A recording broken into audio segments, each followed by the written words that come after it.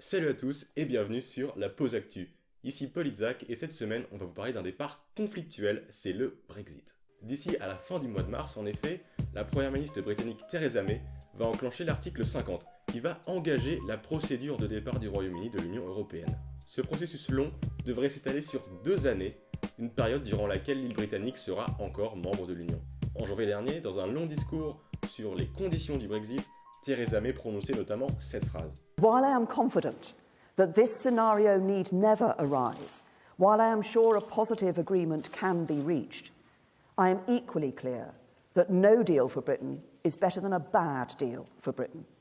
En clair, la première ministre britannique veut que le Royaume-Uni s'en tire de la meilleure manière possible, en étant en capacité de négocier des accords bilatéraux avec de grandes puissances, tout en restant associé à l'union douanière. Le Royaume-Uni sortirait en revanche du marché unique, et la libre circulation des citoyens européens sur son sol serait supprimée.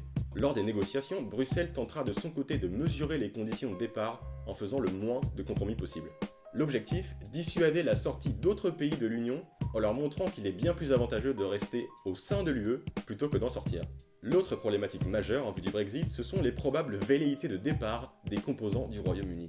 C'est le cas notamment de l'Écosse. Sa première ministre Nicola Sturgeon a remis la semaine dernière l'indépendance sur le devant de la scène en annonçant la tenue d'un référendum pour la fin 2018 ou le début 2019. Il y a 2 ans, lors du dernier référendum sur la question, 55% des Écossais s'y étaient opposés, mais la situation était alors bien différente. Avec le Brexit, la donne pourrait donc évidemment changer. Du côté de l'Irlande du Nord, le Sinn Féin, parti indépendantiste formé sur les vestiges de l'IRA, est revenu en position de force à l'Assemblée. Opposés au Brexit, ils pourraient proposer une réunification de leur pays avec l'Irlande, ce qui acterait évidemment la sortie de l'Irlande du Nord du Royaume-Uni.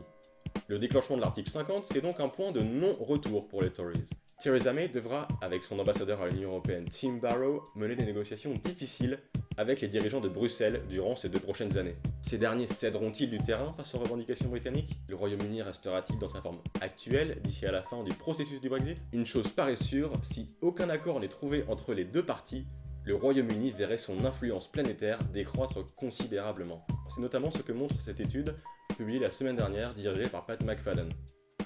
Si la Grande-Bretagne quitte l'Union sans obtenir d'accord commercial, ses liens commerciaux avec le bloc européen deviendraient les moins favorables de toutes les nations industrialisées. Et voilà, c'est la fin de cette vidéo, merci de nous avoir suivis. Quant à nous, on se retrouve la semaine prochaine pour de nouvelles vidéos sur la Pause Actu.